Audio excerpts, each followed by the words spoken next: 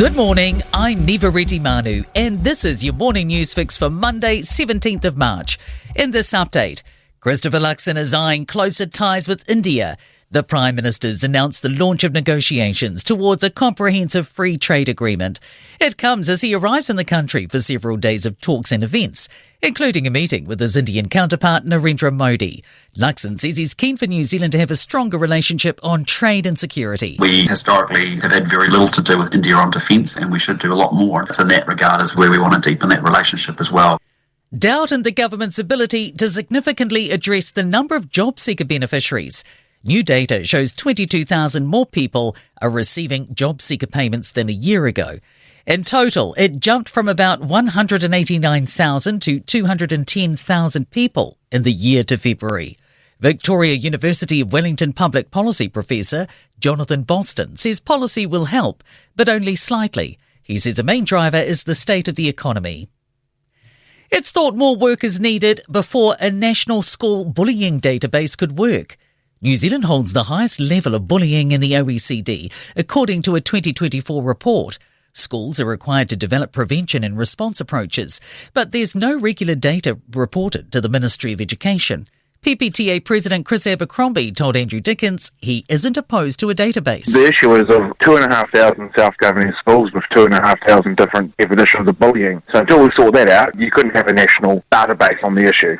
Almost 60 people have died and 155 people are injured after a fire at a nightclub in North Macedonia. Fireworks let off inside the venue set the roof alight, where 1,500 people were attending a concert.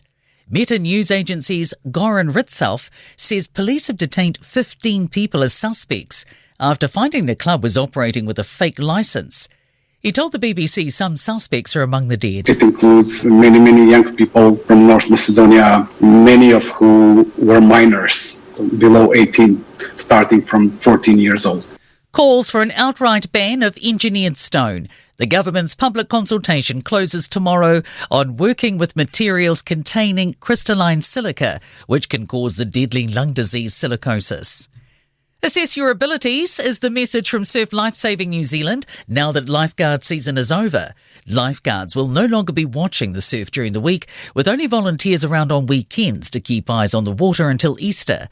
National Coastal Safety Manager Tom Kearney says Kiwis should take time to check out conditions, given advice won't be as available. If they are in any doubt of their ability or they don't understand the condition and they're not confident they can keep safe, stay out of the water and leave the beach visit for another day.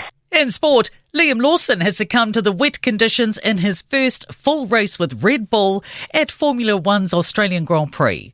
Auckland FC football coach Steve Corrigan concedes the international break has come at a perfect time for his side in the A-League.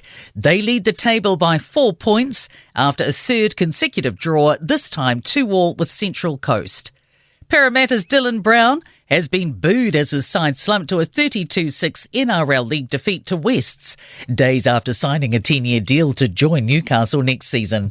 I'm Neva Manu, and that's your latest news fix. We'll be back with the next update at midday from the Newstalk ZB newsroom.